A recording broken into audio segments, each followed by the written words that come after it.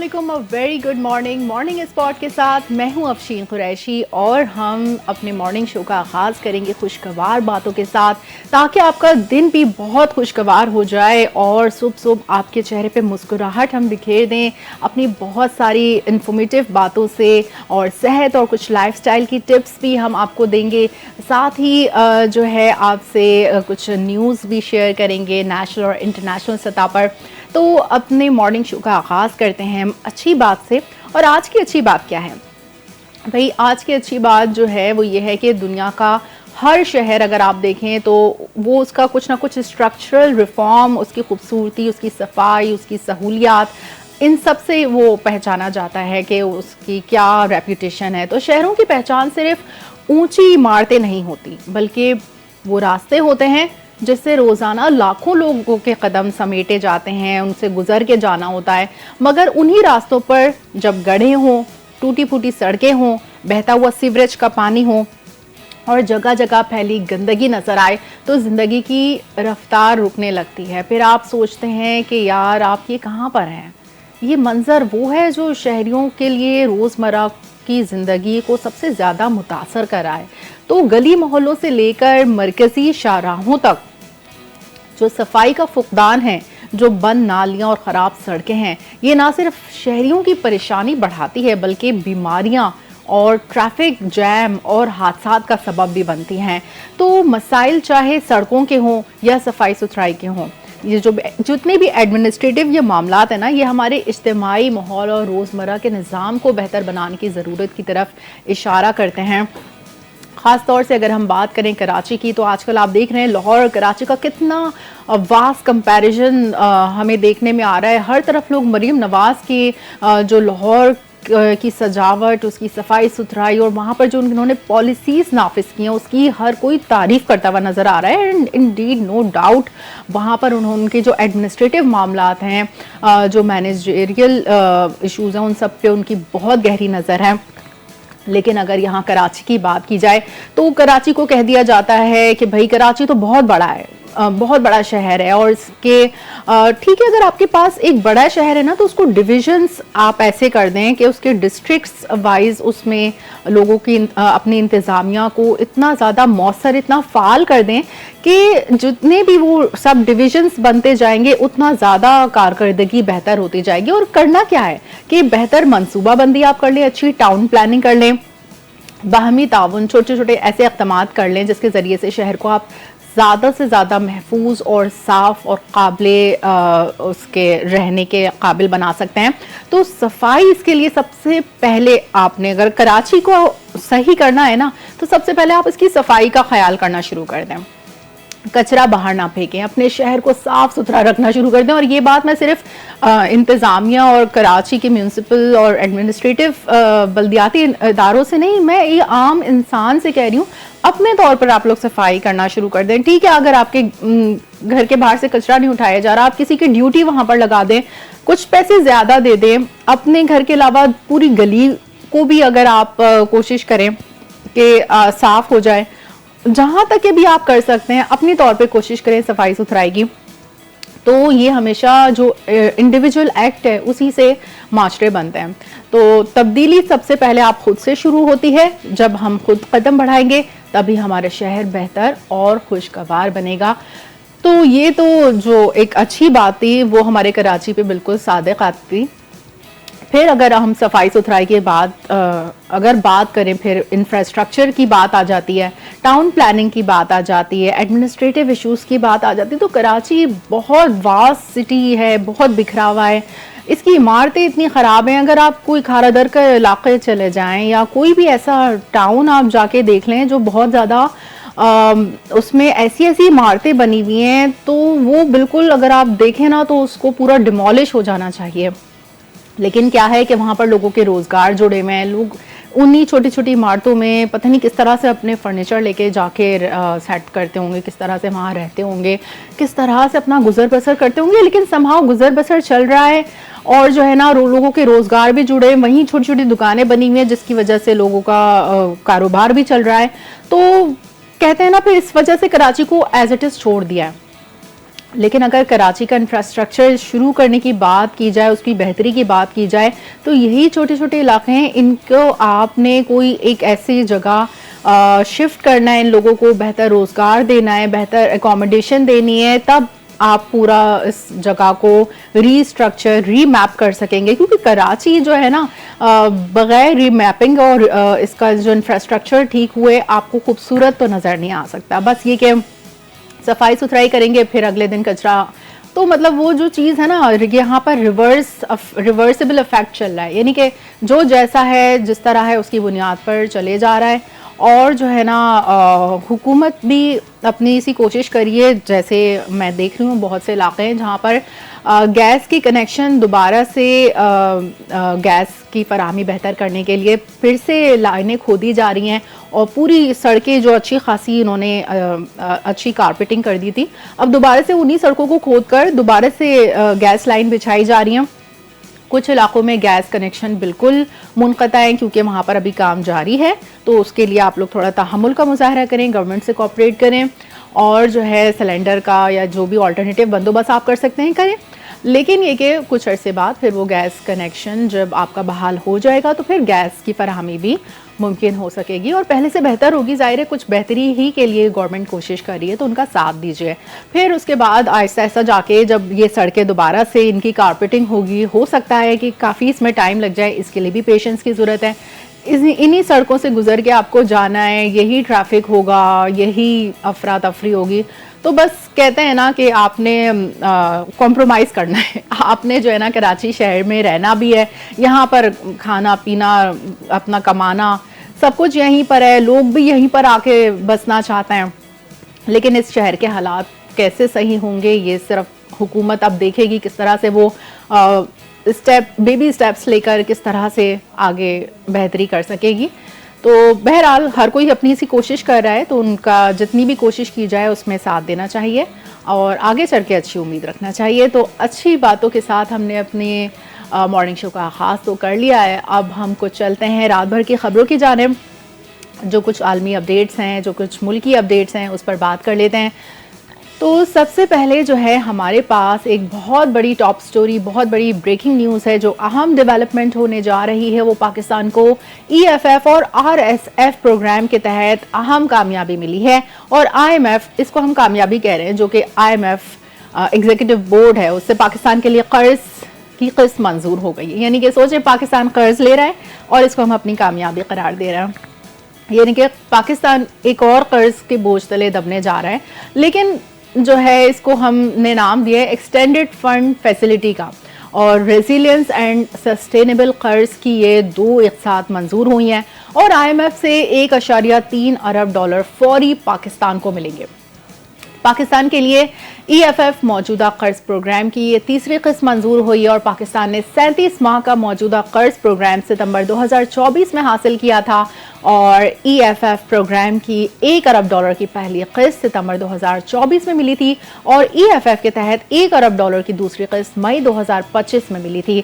तो ये जो मौसमियाती तब्दीलियां थी, ये इसके प्रोग्राम RSF के तहत पहली किस्त मंजूर हुई थी। यानी कि पाकिस्तान में आपको पता है कि जो सैलाब ज़दगान हैं, IDPs है, उनकी वजह से हमने रिक्वेस्ट की थी IMF से कि हमें फ़ंड दिया जाए, क्योंकि सैलाब ने सब कुछ तहस नहस कर दिया था। ख़ास तौर से नॉर्दर्न एरियाज़ में बहुत नुकसान हुआ था, लोगों के घर ख़त्म हो चुके थे, उनकी रिहाइश ख़त्म हो चुकी थी। उसको दोबारा से रिफॉर्म्स के लिए हमने IMF से कर्ज लिया।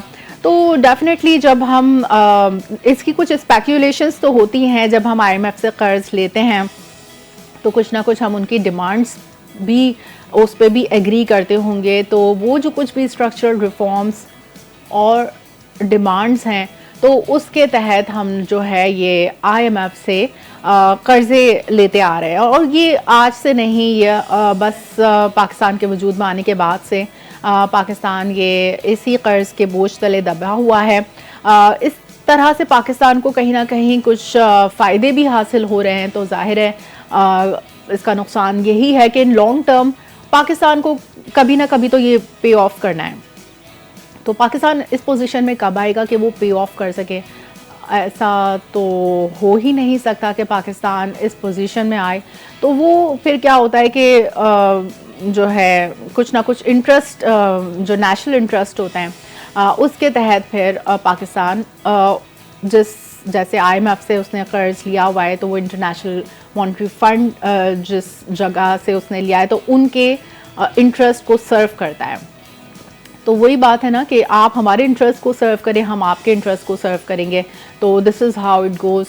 और इसी तरह से फिर पाकिस्तान को ये EFF और RSF प्रोग्राम की मद में जो ये IMF एग्जीक्यूटिव बोर्ड है उसने पाकिस्तान के लिए कर्ज की ये पहली किस्त मंजूर कर ली है, और एक्सटेंडेड फंड फैसिलिटी और रेजिलियंस एंड सस्टेनेबल कर्ज की ये दूसरी इक़सात मंजूर हो गई हैं। सेकेंड टॉप स्टोरी हमारे पास है प्रोग्राम में, वो है बदउनवानी पर नजर रखने वाले आलमी इदारे ट्रांसपेरेंसी इंटरनेशनल ने पाकिस्तान में करप्शन परसेप्शन सर्वे रिपोर्ट जारी कर दी है। और ये जो ट्रांसपेरेंसी इंटरनेशनल ने रिपोर्ट में बताया है कि पाकिस्तान में जो ट्रांसपेरेंसी है ना, शफाफियत, उसमें इजाफा हुआ है और करप्शन में कमी हुई है। तो रिपोर्ट के मुताबिक 66% पाकिस्तानियों ने बताया है कि पिछले एक साल के दौरान उन्हें सरकारी काम के लिए कोई रिश्वत नहीं देनी पड़ी। 60% पाकिस्तानियों ने तस्लीम किया है कि मौजूदा हुकूमत ने मुल्क की मईशत को मुस्तहकम किया है और FATF की ग्रे लिस्ट से निकाला है। 57% ने कहा है कि इनकी क़ुव्वत ख़रीद में कमी हुई, जबकि 43% ने कहा है कि बढ़ी है क़ुव्वत ख़रीद। सर्वे में 22 से 29 सितंबर 2025 के दौरान 4000 अफराद ने कहा से ये किया गया है सर्वे।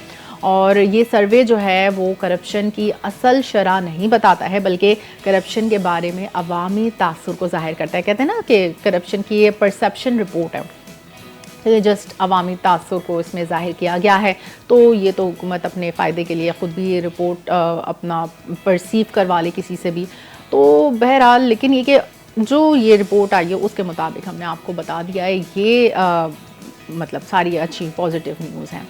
बहरहाल आगे बढ़ें और अमरीकी जरीदे फॉरेन पॉलिसी की रिपोर्ट जो जारी हुई है उसमें रिपोर्ट के मुताबिक जो सदर डोनाल्ड ट्रंप हैं उनके दूसरे दौरे सदारत में पाकिस्तान और अमरीका के ताल्लुकात में खासी बेहतरी देखी गई। यानी पाकिस्तान इंटरनेशनल रिलेशंस में, पाकिस्तान अमेरिका रिलेशन में बहुत अच्छी पेशरफ्त देखने में आई है। मेरे ख्याल में इससे पहले कई दिहाइयों से पाकिस्तान अमेरिका के ताल्लुकात में इतनी अच्छी पेशरफ्त किसी ने नहीं देखी होगी। हालिया रिपोर्ट में कहा गया है कि सदर ट्रंप की वज़ीर आज़म शहबाज शरीफ और फील्ड मार्शल आसिम मुनीर के साथ मजबूत ज़ाती रवाबित ने दोनों मुल्कों के दरमियान एतमाद की फ़िज़ा कायम की है, जिसका फ़ायदा सफारती ताउन की सूरत में हुआ है। और पाकिस्तान ने अहम मौक़े पर अमरीका के साथ भरपूर इश्तराक किया है, तो जिसमें जो है काबुल धमाके के मास्टरमाइंड की गिरफ्तारी में मदद भी शामिल थी। और अमरीकी सदर ने इस ताउन को सराहते हुए कांग्रेस में खिताब के दौरान पाकिस्तान का खुसूसी शुक्रिया अदा किया। मैं तो समझती हूँ कि ठीक है, जो कुछ भी पाकिस्तान ने ताउन किया अमरीका के साथ, लेकिन सबसे ज़्यादा अच्छा इम्पैक्ट जो पाकिस्तान का हुआ है, जिसकी वजह से अमरीका और दीगर और ममालिक से पाकिस्तान के ताल्लुकात इस्तवार हुए हैं, वो बुनियानुन मरसूस ये जो जंग हमने जीती है इंडिया से, उसने पाकिस्तान का इमेज बहुत दर्जे बेहतर कर दिया है आलमी सतह पर। क्योंकि ज़ाहिर है आपने एक जंग जीती है और जिस तरह की आपकी फोर्सेस ने, आपकी जो टेक्नोलॉजी, आपकी जो सोच उसके पीछे कार फरमा थी, जो आपके कारकर्दगी थी, जो परफॉर्मेंस लोगों ने देखी आपकी इस जंग में, तमाम लीडरशिप की और तमाम फोर्सेस की, तमाम इसमें साइबर से लेकर जितनी भी और डिपार्टमेंट्स इन्वॉल्व थे, सबकी ये कामयाबी है। और सारी दुनिया ने देखा, तारीफ़ की पाकिस्तान की, उसके एयरक्राफ्ट्स की, उसके पायलट्स की, उसकी महारत की। तो ये सब देखते हुए जो है पाकिस्तान का जो है इमेज बहुत बेहतर हुआ। इस इक़दाम ने दोनों ममालिक के दरमियान एतमाद की नई बुनियाद रखी। फॉरेन पॉलिसी के मुताबिक पाकिस्तान ने ट्रंप इंतज़ामिया की जो प्रेफरेंस थी उनको सामने रखते हुए क्रिप्टो करेंसी और माइंस, जो मादनियात हैं, उस जैसे शोबों में सरमायाकारी और ताउन को भी फ़रोग़ दिया है। और इस मामले में अहम पेशरफ्त उस वक्त सामने आई जब FWO और एक अमरीकी कंपनी के दरमियान $500 मिलियन मालियत का मुआहदा हुआ, जिसका मकसद क्रिटिकल मिनरल्स की फराहमी था। अच्छा, पाकिस्तान के पास जो रेयर अर्थ मेटल्स हैं उस पर भी अमेरिका की नज़र है। तो ऐसे ही अमेरिका पाकिस्तान से बहुत अच्छे ताल्लुकात नहीं कर रहा कि पाकिस्तान ने सिर्फ जंग जीती है, लेकिन ज़ाहिर है उससे मैच तो बहुत अच्छा हुआ है, लेकिन जो पाकिस्तान के पास जो कुछ भी रेयर अर्थ मेटल्स हैं उस पर अमेरिका की बहुत नज़र है, क्योंकि उसको वह चाइना से तो नहीं मिल सका, तो उसने दूसरा शॉर्टकट ये निकाला कि वो पाकिस्तान से हासिल कर ले। तो ये जो क्रिटिकल मिनरल्स हैं उसकी फराहमी में पाकिस्तान ने जो अपनी मदद की अमेरिका की, तो वो अमेरिका उसके सामने बहुत ही ज़्यादा फिर बिछ गया। फिर आपने देखा कि किस तरह से अब मई में पाकिस्तान और भारत के दरमियान पैदा होने वाली जो कशीदगी थी, उसके दौरान अचानक होने वाली जो जंगबंदी को सदर ट्रंप ने अपनी कोशिशों का नतीजा भी करार दिया। और हर फोरम पर जाकर सदर ट्रंप ये कहना नहीं भूल रहे कि भारत के कभी 7 कभी 8 फिर अभी कुछ दिनों बाद 9 जहाज़ गिराने की भी बात कर देंगे। तो ये जो है ना भारत के तो काफ़ी घसाई हो रही है और उसको हजीमत का सामना करना पड़ा है, लेकिन on the other hand Pakistan का वक़ार और उसकी जो मतलब कामयाबी है उसका डंका हर जगह बज रहा है। तो सदर ट्रंप ने अपनी कोशिशों का ये नतीजा करार दिया है। पाकिस्तान ने भी खुलकर इसका एतराफ़ किया है और भारत ने इस दावे को तस्लीम ही नहीं किया है। आपको पता है भारत तो डिनाइल में है ना, बिल्कुल। तो रिपोर्ट के मुताबिक इस मौके पर पाकिस्तान और अमेरिका एक दूसरे के करीब आते नज़र आ रहे हैं और रिपोर्ट में ये भी कहा गया है कि मुस्तक़बिल में पाकिस्तान के लिए असल चैलेंज उस ताल्लुक़ को बरकरार रखना होगा। क्योंकि देखें, आपने कहते हैं ना कि इतने बड़ों से ना दोस्ती भली ना दुश्मनी भली। तो अगर आपके ताल्लुकात अमेरिका से बढ़ गए हैं, अच्छे हो गए हैं, तो वो ज़ाहिर है कोई ना कोई अपनी आपसे डिमांड्स भी रखते रहेगा ना, ठीक है। और डिमांड में अगर उसने इसराइल को तस्लीम करवाने की बात कर दी तो पाकिस्तान वहाँ पर तो पीछे हट सकता है। और इसी तरह अगर गज़ा में दोबारा स्ट्रक्चरल रिफॉर्म्स की बात की तो वो कहीं ना कहीं अपनी माली इमदाद तो फराहम कर सकता है, लेकिन not on the stake of Gaza या वहाँ के पैलेस्टीनियन के लोगों की जानों से नहीं खेल सकता पाकिस्तान। तो वहाँ पर हम लोग फिर पीछे हट जाएंगे। तो फिर ये देखना होगा किस तरह से ताल्लुकात बरकरार रहते हैं। तो एक शख्सियत के बजाय इसकी जो एक पॉलिसी होती है ना, मुस्तकिल पॉलिसी, उसमें ये ताल्लुकात को बदलना होगा। और इस मकसद के लिए जो मादनियात, इलाकाई इस्तेहकाम और बाहमी ताउन जैसे शोबे हैं वो अहमियत रखते हैं। नेक्स्ट टॉप स्टोरी हमारे पास है वज़ीर आज़म के मुशीर राना सनाउल्लाह की। उन्होंने कहा है कि पाकिस्तान तहरीक इंसाफ मुज़ाकरात नहीं करना चाहती। अच्छा, यहाँ पर जो डेडलॉक है ना वो तहरीक इंसाफ की जानिब से भी देखा गया है। वाकई अगर तहरीक इंसाफ मुज़ाकरात कर ले हुकूमत से, लेकिन तहरीक इंसाफ भी चाह रही है कि वो डायरेक्ट एस्टैब्लिशमेंट से मुज़ाकरात करे, तो यहाँ पर जो हुकूमत और तहरीक इंसाफ की रिफ्ट है ना, इसकी वजह से तहरीक इंसाफ के जो है ना मसाइल बढ़ते जा रहे हैं। बानी पीटीआई ने पार्टी में किसी को मुज़ाकरात की इजाज़त नहीं दी है। राना सनाउल्लाह ने कहा कि पीटीआई को मुतादिद बार मुज़ाकरात की पेशकश की, लेकिन वो मुज़ाकरात नहीं करना चाहते। और अगर ये वज़ीर आज़म की मुज़ाकरात की पेशकश कबूल करते तो सियासी दर्जा हरारत नीचे आ सकता था। यानी कि एक तरह से राना सनाउल्लाह ने ये इंटिमेट कर दिया कि भाई अगर आपने पेशकश कबूल कर लेते तो जो अभी आपके साथ हो रहा है ना वो कुछ कम हो सकता था, यानी कि वो इतना ज़्यादा नहीं होता। लेकिन बानी पीटीआई और पीटीआई के लोग वही बात कर रहे हैं जो भारत कर रहा है। तो एक तरह से उनको मतलब थ्रेड बनाने की कोशिश कर रहे हैं पीटीआई को, और भारत का बयानिया उन पर मुसलत करने की कोशिश की जा रही है ताकि किसी तरह इस जमात को और ज़्यादा खड्डे लाइन लगाया जाए और ज़्यादा इसको जो है ना मिलाइन किया जाए, लोगों के दिलों से उतार दिया जाए। तो इन्होंने दावा किया है कि इस वक्त पाकिस्तान तहरीक इंसाफ में तकरीबन 80% लोग बानी पीटीआई की पॉलिसी और सियासत से मुत्तफिक नहीं। अच्छा, ये इनकी अपनी सेल्फ एजम्पशन है कि पाकिस्तान तहरीक इंसाफ में तकरीबन 80% लोग बानी पीटीआई की पॉलिसी और सियासत से मुत्तफिक नहीं, जबकि आवाम जो है सोशल मीडिया पर कुछ और ही कहती नज़र आ रही है, कुछ और ही हैशटैग और ट्रेंड्स चल रहे होते हैं। लेकिन जो है बहुत से लोग बिल्कुल इसमें मुत्तफिक होंगे कि पीटीआई की पॉलिसी, जो इनके लीडरशिप, जो क़यादत है, मेन लीडरशिप नहीं लेकिन जो बाकी सियासी रहनुमा है, या फिर इनका जो है मतलब ये कुछ सही से मैनेज नहीं हुआ है, जमात सही से नहीं, लोग सही से आगे नहीं आए, सही से क़यादत नहीं की, तो बहुत सारी चीज़ें से लोग मुत्तफिक नहीं भी हो सकते हैं और बहुत सारी उनकी पॉलिसी से मुत्तफिक भी हो सकते हैं। तो ये तो इनका अपना एक सेल्फ एजम्पशन था जो कि इन्होंने लोगों पर इम्पोज करने की कोशिश की। आगे बढ़ते हैं और नेक्स्ट टॉप स्टोरी की तरफ जाएं। तो हम बात करेंगे सऊदी अरब की, जहां पर गरज चमक के साथ तूफ़ानी बारिशें और तेज़ हवाओं ने तबाही मचा दी है। सऊदी अरब में सऊदी अरब भी आप देखें कि एक्सट्रीम वेदर फेस कर रहा है इस वक्त, यानी कि जो मौसमियाती तब्दीली है ये हर जगह अपना पंजे गाड़ रही है और हर जगह ये जो है ना तबाही का बायस बन रही है।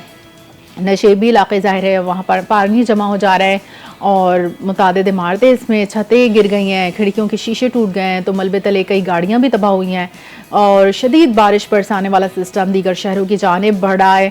ख़राब मौसम की वार्निंग के बायस जद्दा और रबीक में आज तालीमी इदारे भी बंद रहेंगे, तो जो क्लासेस हैं वो ऑनलाइन होंगी और जो महकमा मौसमियात ने अलर्ट जारी किया उसमें तलबा और अमले की हिफाजत के पेश नज़र ये किया है।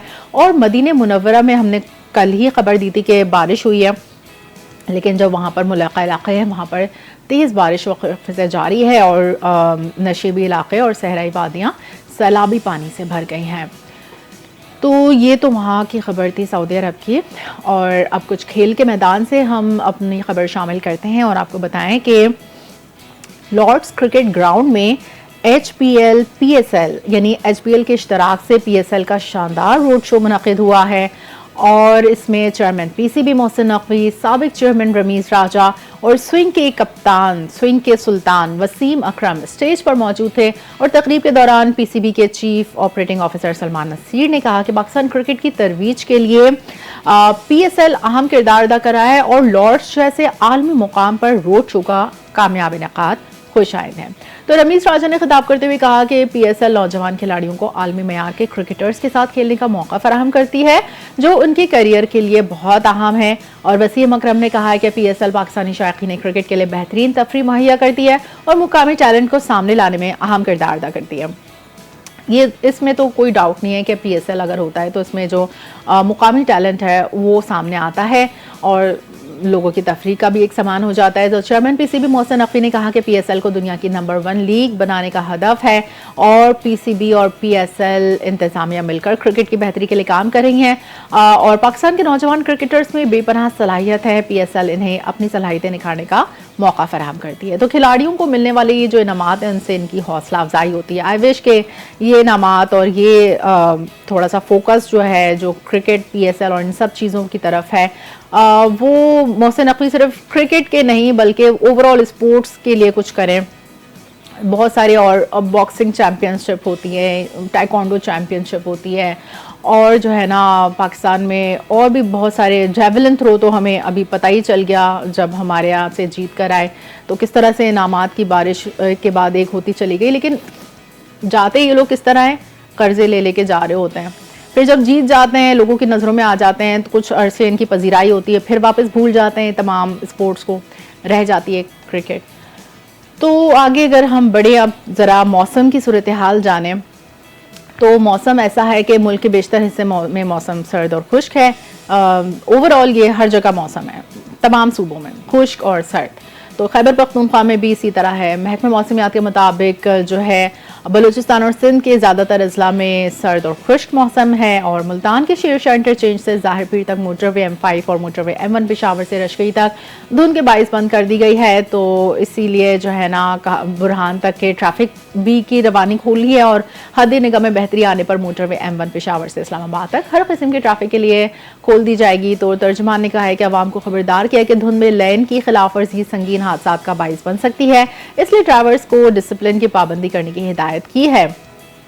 तो ये तो थी मौसम की खबर और कुछ अलर्ट कर दिया धुंध की वजह से ताकि जो है सुबह 10 बजे से शाम 6 बजे तक लोग सफ़र को तरजीह दें और किसी हादसे से बचा जा सके। मौसम के बाद हम अब कुछ अहम बात कर लें लाइफस्टाइल और हेल्थ के हवाले से। आपको बताएं कि हम अपनी रोज़मर्रा की जो खुराक है उसमें कई अज्जा का ख्याल रखते हैं, मगर एक ऐसा एक ऐसा एलिमेंट भी मौजूद है जो हमारे जिस्म की ज़िंदगी और दिमागी सेहत के लिए निहायत ज़रूरी है। ये सब हमें कमी का एहसास उसी वक्त होता है जब हमारी बॉडी फंक्शन में कोई ना कोई प्रॉब्लम होती है। फिर हम डॉक्टर के पास जाते हैं, फिर वो डॉक्टर हमें बताते हैं फिर ये विटामिन या ये चीज़ आपको इस्तेमाल करनी चाहिए। तो तब हमें पता चलता है कि भाई हम तो रोज़ाना बस अंडा पराठा और इस तरह के खाने रोज़ खाए जा रहे हैं, और जो है ना हमें नहीं पता होता कि हम अपने जिस्म में जिस भी विटामिन या मिनरल की डेफिशिएंसी है उसको कैसे कमी उसकी पूरी करें। तो इसलिए आपको यहाँ मैं बता रही हूँ कि जो ओमेगा 3 फैटी एसिड्स है ये वो ग़िज़ाई अज्जा हैं जो जिस्म में ख़ुद पैदा नहीं कर सकता, लेकिन सेहत के लिए उनकी कमी ख़तरनाक साबित हो सकती है। ओमेगा 3 दिल की बीमारियों, सोजिश, दिमागी कमज़ोरी और आँखों की सेहत से जुड़ी अहमियत रखता है।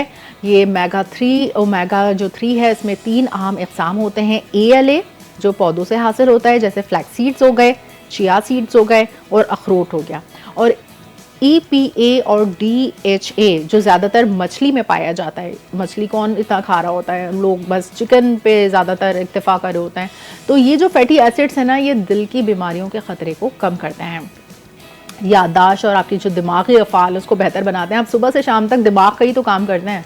आप ये देखें, अगर इन आँखों से आप सारा देखने का काम करते हैं, आपकी जिल्द की सेहत के लिए भी ये बहुत इंपॉर्टेंट है। तो अपनी रोज़ाना की खुराक में ओमेगा 3 शामिल करना आसान है। इसमें आप इस तरह कर सकते हैं कि अगर आपको विटामिन्स या इसकी तरफ आप सप्लीमेंट्स की तरफ नहीं जा रहे तो आप मछली, बीज, गिरीदार जो मेवे होते हैं और सब्ज़ पत्तों वाली सब्जियां, ये बेहतरीन इसके सोर्सेज हैं ओमेगा 3 के।